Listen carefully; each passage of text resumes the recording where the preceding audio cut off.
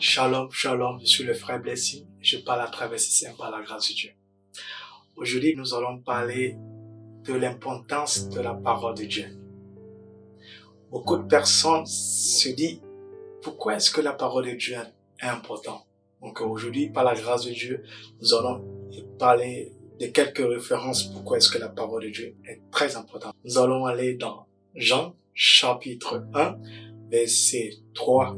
Tout a été fait par elle. Par quoi? Par la parole de Dieu, par la grâce de Dieu. Donc tout est soumis sous l'autorité de la parole, au nom de Jésus-Christ.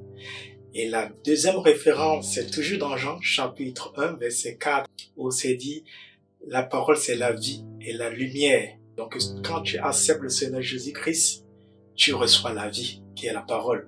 Tu deviens la lumière. C'est pour ça la parole est dit, vous êtes la lumière du monde. Alors à tous les jeunes qui suivent cette vidéo, par la grâce de Dieu, vous êtes nés pour briller pour la gloire de Dieu au nom de Jésus-Christ. Et la troisième, la trouvons dans le livre de 2 Timothée chapitre 3, verset 16, où c'est dit, la parole nous enseigne, la parole nous convainc, la parole nous corrige, la parole nous instruit à la justice. Donc, qui veut dire quoi? La parole nous enseigne à connaître Dieu d'une manière ou d'une autre. Et nous convainc pourquoi? Nous convainc de nos péchés. Nous corrige quoi? De nos erreurs. Nous instruit quoi? À être juste au nom de Jésus-Christ.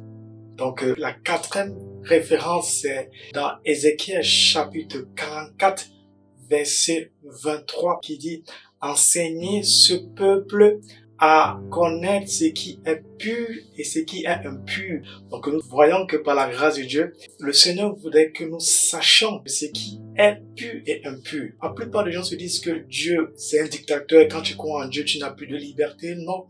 Ou bien il y a beaucoup de recommandements que Dieu donne. Non. Pourquoi est-ce que Dieu donne ça? Parce qu'il voudrait que nous soyons en paix, en harmonie. Prenons un exemple de certaines choses impures. Regardons l'adultère. L'adultère, c'est quelque chose de très impur parce que l'adultère détruit toute une famille. Prenez encore un exemple de la fornication. Je parle aux jeunes. En tant que jeune, tu n'es pas obligé de manifester ta jeunesse en forniquant parce que ton corps, c'est un temple, le temple du Seigneur. Ton corps est précieux. Tu es un prince, tu es une princesse. Le Seigneur voudrait que tu grandis physiquement et spirituellement, que tu puisses développer des dons et des talents spirituels et sociaux pour sa gloire.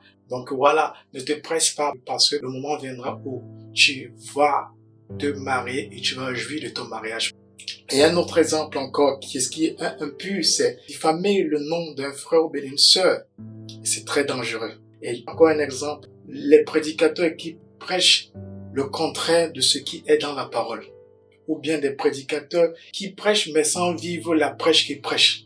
Donc je viens aujourd'hui par la grâce de Dieu dire qu'il y a encore le moment de revenir à la parole de Dieu. Sans la parole ne sont rien parce que c'est la parole qui est Dieu. La parole est la vie au nom de Jésus-Christ. Je suis le frère Blessing et je parle à travers ici par la grâce de Dieu. Shalom, shalom.